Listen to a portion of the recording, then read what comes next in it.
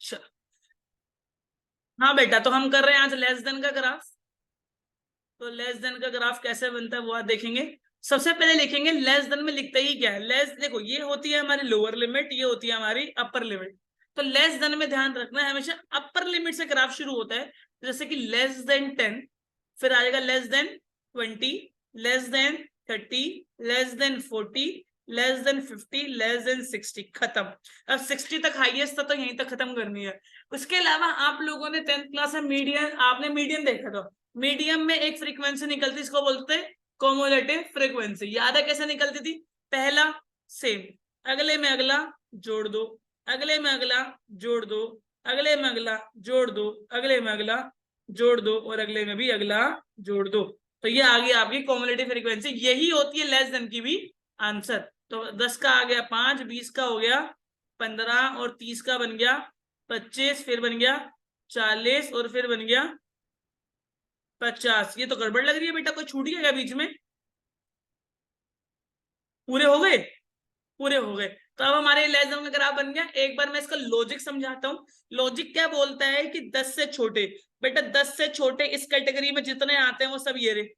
अगला बोलता है 20 से छोटे, तो 20 से छोटे इस कैटेगरी में, मतलब इस कैटेगरी वाले भी और प्रीवियस कैटेगरी वाले भी, टोटल कितना हो गया?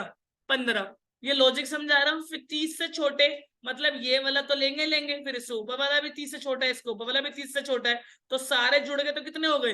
25 हो गए। तो ये हमारा लॉजिक बैठता है इस हिसाब से। बात समझ आ गई?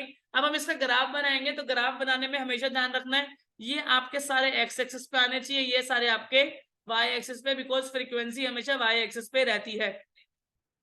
ठीक है, नीचे 40 कहां से हो गया बेटा, समझा नहीं मैं? हाँ, 25 के बाद आप 15 जोड़ोगे ना, 1 2 3 हो गया, 40 ही तो बन रहा है, बिकॉज 25 प्लस 15 40। इस साइड वाले भाई बोल रहा हूँ, ये 25 था ना, 30 से 40 वाला, तो 40 हो गया ना ये।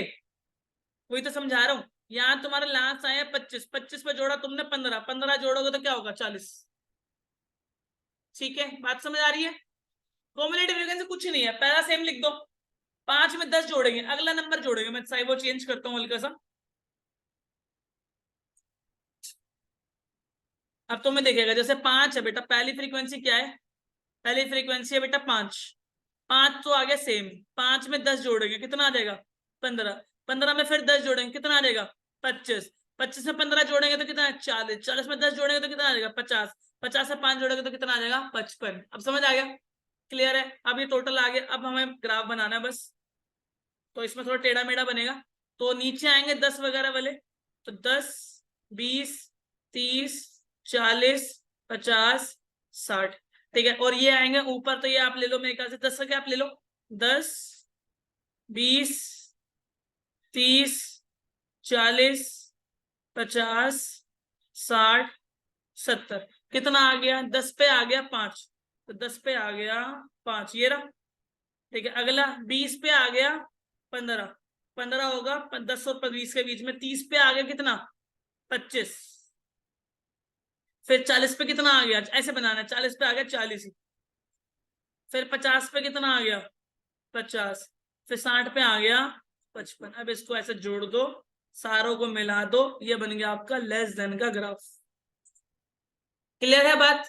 लेस देन का ग्राफ हमेशा उठता हुआ बनता है, मोर देन का ग्राफ हमेशा गिरता हुआ बनता है। बात समझ आ गई? क्लियर है? फटाफट से नोट डाउन करें।